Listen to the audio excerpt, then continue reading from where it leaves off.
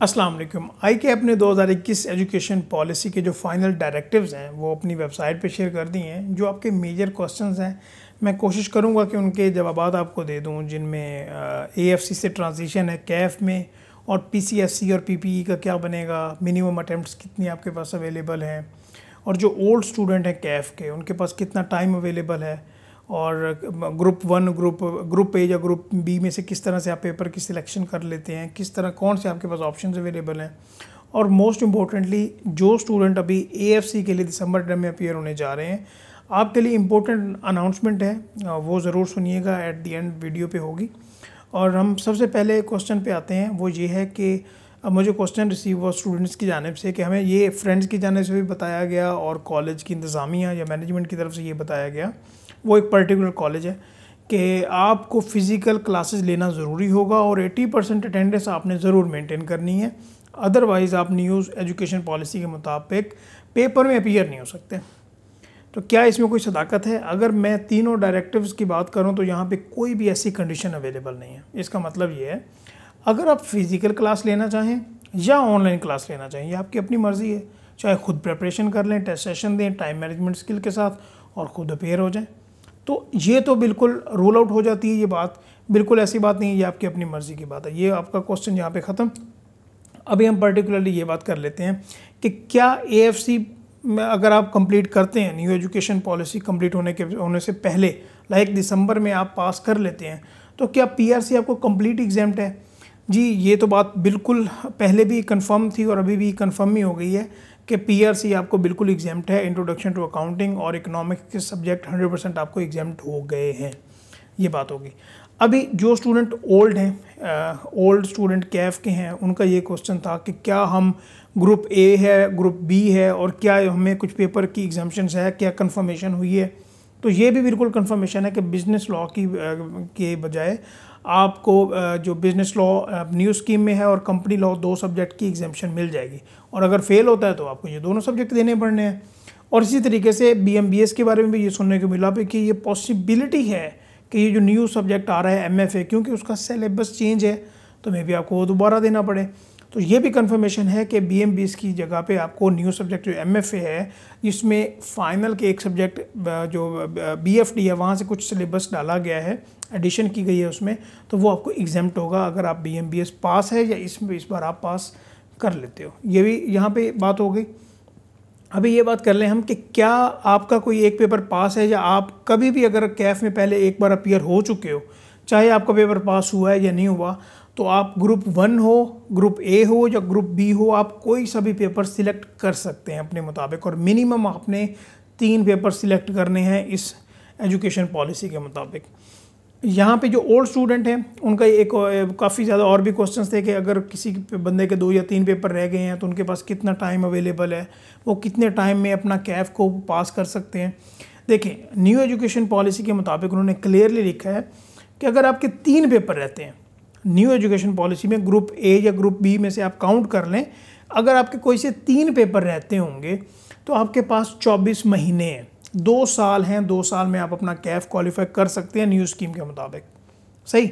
हाँ, यहाँ पे स्टूडेंट ये भी पूछ सकते हैं कि हाँ 3 नहीं 4 या 5 या 6 रहते हैं तो फिर क्या होगा?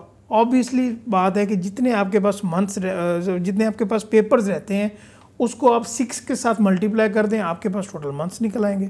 लाइक अगर आपके 5 महीने रहते हैं, 5 पेपर रहते हैं, उसको 6 के साथ मल्टीप्लाई करें, 30 मंथ्स क्या बनते हैं आपको ईयर्स में, उसको इवैल्यूएट कर लें कि कितना टाइम आपके पास अवेलेबल है। और जो बंदा अभी AFC पास कर लेगा और वो कैफ में जाएगा तो उसके पास 4 साल अवेलेबल हैं। 4 साल में वो अपना कैफ कंप्लीट कर सकता है, और अगर 4 साल में कंप्लीट नहीं कर सका और उसके कोई 2 पेपर रह गए तो क्या होगा कि उसको 1 साल एडिशनल दिया जाएगा। ये पॉइंट भी क्लियर हो गया। एक पॉइंट और क्लियर करने वाला है, स्टूडेंट्स यहाँ पे ये भी क्वेश्चन कर रहे हैं कि सर ये बताएं कि फॉर एग्जांपल कोई ऐसा स्टूडेंट है जिसकी बहुत ज़्यादा एक पेपर में अटैम्प्ट्स हो गई हैं, लाइक वो डिस्क्वालीफाई होने वाला है, तो क्या अभी वो न्यू स्कीम में जाएगा तो उसको डिस्क्वालीफाई तो नहीं हो जाएगा बाद में अगर एक बार फेल हो गया? तो बिल्कुल ऐसा नहीं है। आपकी जितनी भी अटैम्प्ट्स लग गई हैं ना, वो ज़ीरो हैं ICAP के पेपर्स के पर्सपेक्टिव से। बट जब आप फर्म में जाते हो या इंडस्ट्री में जाते हो इंटरव्यू के टाइम, लेकिन वहाँ पे ये आपके अटैम्प्ट्स काउंट होती हैं कि आपने एक्चुअल टाइम कितना लगाया, अपने पूरे सी एंटर को पास करते हुए, लाइक 2 साल लगाए या 3 साल लगाए या 4 साल लगाए, वहाँ पे ये चीज़ें काउंट होती हैं। तो आपने जल्दी जल्दी अपने पेपर्स को पास करना है। ये बात हो गई। अभी हम बात कर लेते हैं पीसीएससी के हवाले से कि काफ़ी ज़्यादा स्टूडेंट्स ये क्वेश्चन कर रहे थे कि सर पीसीएससी दे दें, अगर ना दें तो क्या होगा, दे दें तो क्या हमें वो कोई वो एग्जाम्प्ट हो जाएगा पीपीई जो नया कोर्स आ रहा है या नहीं होगा। देखें, इस एजुकेशन स्कीम के एप्लीकेबल होने से पहले अगर आप 28 फरवरी 2022 से पहले या उस दिन तक आप पीसीएससी अपना कोर्स कंप्लीट कर लेते हो तो उसकी जगह पे आपको पीपीई जो न्यू कोर्स है उसकी टोटल एग्जाम्पशन मिल जाएगी। ये आप कंफर्मेशन इसकी है, बिल्कुल कंफर्मेशन है। अगर टाइम के हवाले से देखा जाए तो अगर आप पीसीएससी कर लेंगे दिसंबर टर्म में कर लें या इस स्कीम एप्लीकेबल होने से पहले अगर आप इसे कंप्लीट कर लेते हैं तो आपका पीपीई एग्जाम्प्ट हो जाएगा। ये आपके पास एक अच्छी अपॉर्चुनिटी है। अच्छा, अभी एएफसी स्टूडेंट्स की बात कर लेते हैं जो कि दिसंबर में अपीयर होने वाले हैं। देखिए, आपके पास ये क्रूशल बड़ा टाइम है। अगर आप अभी स्टार्ट कर चुके हो तो कोई मसला नहीं है, आप फुल ज़ोर से जो है ना, फुल मेहनत से टाइम मैनेजमेंट स्किल के साथ इसकी प्रिपरेशन करें। बट जो स्टूडेंट अभी एडमिशन लेने वाले हैं वो देख लें कि क्या इस टाइम में वो प्रिपेयर कर सकते हैं। ये बहुत इंपॉर्टेंट फैक्टर है। उसकी वजह कि किस तरह के आपके पास टाइम कितना अवेलेबल है। आप दिसंबर में अपीयर हो रहे हैं और खुदा ना खास्ता आपको कोई पेपर फेल हो जाता है। मैं अभी आपको बताता हूँ। फॉर एग्जाम्पल, आपका फंक्शनल इंग्लिश या बिजनेस कम्युनिकेशन, इनमें से कोई भी एक पेपर फेल हो गया तो इससे क्या होगा। इसकी जगह पे आपको business writing and comprehension skills, ये आपको पेपर ज़रूर देना पड़ेगा। एमसीक्यूज टाइप पेपर होंगे। इन दोनों में से कोई भी पेपर फेल हो गया, दोबारा सुनिए, फंक्शनल इंग्लिश और बिजनेस कम्युनिकेशन, इनमें से कोई भी एक पेपर अगर आपने फेल कर दिया तो फिर आपको बिजनेस राइटिंग और कॉम्प्रीहेंशन स्किल्स ये पेपर देना पड़ेगा और साथ इंट्रोडक्शन टू अकाउंटिंग और इकोनॉमिक्स वो पेपर भी साथ ऐड हो जाएंगे। ये आपने जहन में रखनी है बात। अगर क्वांटिटेटिव मेथड आप फेल करते हो तो उसकी जगह क्यूएम, वो बिल्कुल सेम सब्जेक्ट होगा, उसमें कोई फ़र्क नहीं है। और इंफॉर्मेशन टेक्नोलॉजी, अगर आईटी का पेपर अगर आप फेल कर देते हो तो उससे क्या होगा कि आपको इंट्रोडक्शन टू बिजनेस प्लस जो 2 सब्जेक्ट हैं, इंट्रोडक्शन टू अकाउंटिंग भी और इंट्रोडक्शन टू इकोनॉमिक्स भी, ये भी आपको अपीयर करने पड़ेंगे। तो आपने फुल डेडिकेशन के साथ जाना है कि आपने एएफसी कंप्लीट करनी है। अगर आप एएफसी कंप्लीट ना कर सके तो आप ऐसे समझिएगा कि आपको दोबारा से पीआरसी एक किस्म का देना पड़ना है। ठीक है, तो ये एक आपके लिए इम्पोर्टेंट बात थी। जो स्टूडेंट अभी इस स्कीम में जा रहे हैं या जिन्होंने अभी डिसीजन लेना है कि वो चार्टर्ड अकाउंटेंसी में आए, तो मेरे एतबार से उनको पीआरसी को ज़्यादा प्रेफर करना चाहिए, थोड़ा वेट कर लेना चाहिए। जिस कॉलेज में भी वो क्लासेस स्टार्ट हो रही हैं तो आप पीआरसी में अपना एडमिशन लें, अपनी अच्छी से प्रैक्टिस करें। और पीआरसी के एग्ज़ाम भी मार्च के बाद हर महीने में होने हैं, तो आप इजीली, आपके पास टाइम भी सफिशिएंट अवेलेबल है, आप इसकी प्रिपरेशन कर सकते हैं। तो ये आपके जो चंद क्वेश्चंस थे, मेजर क्वेश्चंस थे, उनको मैंने आंसर कर दिया।